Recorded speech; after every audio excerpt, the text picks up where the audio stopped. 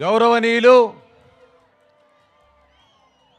హిందూపూర్ శాసనసభ్యులు పద్మభూషణ్ అవార్డు గ్రహీత సోదరులు నందమూరి బాలకృష్ణ గారు, అదేవిధంగా ఈ కార్యక్రమానికి విచ్చేసినటువంటి శాసనసభ్యులు, అదేవిధంగా అధికారులు, అనధికారులు, పుర ప్రముఖులందరూ కూడా పాత్రికేయులకు పేరు పేరున నాయక నమస్కారాలు.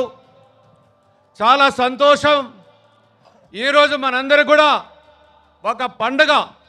దానికి కారణం మన బాలయ్య బాబు గారికి ఈరోజు పద్మభూషణ్ అవార్డు వచ్చిన సందర్భంగా ఈ ప్రాంతమంతా కూడా ఒక కన్నుల పండుగగా ఈరోజు మన కార్యక్రమాన్ని చేసుకుంటున్నాం.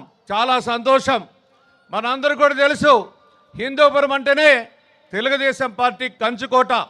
ఆ రోజు తండ్రి పోటీ చేసినటువంటి నియోజకవర్గం, ఈరోజు తనయుడు కూడా 3 సార్లు శాసనసభ్యుడిగా పనిచేస్తూ ప్రజల యొక్క మన్ననలు పొందినటువంటి గొప్ప వ్యక్తి మన బాలకృష్ణ గారు.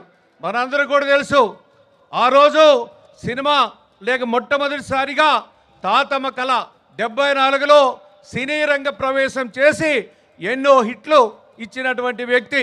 మనమంతా చూసాం, అఖండ చూసాం, లెజెండ్ చూసాం, అదేవిధంగా చాలా ముద్దుల మావయ్యని చూసాం. చాలా సినిమాలు కూడా చాలా వచ్చాయి.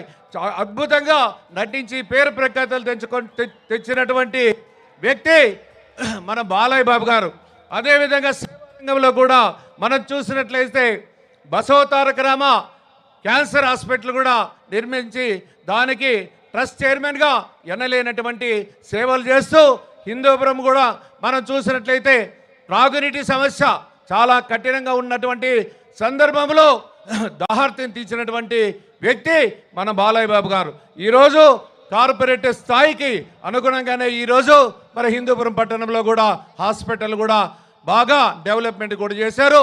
ఈ నియోజకవర్గాన్ని గొప్పగా తీర్చిదిద్దడం, అభివృద్ధి చేయడం ముందంజలో ఉందని సందర్భంగా తెలియజేస్తూ, ఏది ఏమైనా చాలా సంతోషం.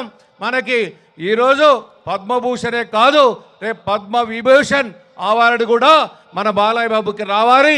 భవిష్యత్తులో ఇంకా ఉన్నతమైనటువంటి స్థానాలకి ఎదగాలని ఈ సందర్భంగా ఆ భగవంతుని కోరుకుంటూ శుభాభివందనాలు తెలియజేస్తూ ముగిస్తున్నాను. Thank you very much. Thank you. పెద్దలు మాట్లాడవలసిన రిక్వెస్ట్.